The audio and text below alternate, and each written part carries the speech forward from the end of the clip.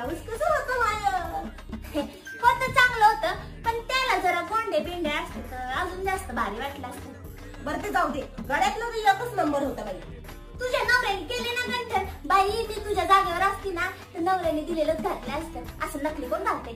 का शांते, matching bitching काही गोष्ट नसते का?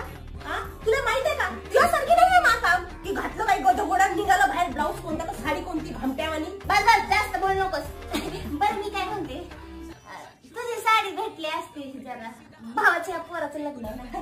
नाही व नाही, काय नाही, या साडीचा तर पदरच खराब आहे ना. ब्लाऊज मी घालते तुझं वाला, साडी आहे माझी. नाही व नाही, कशाला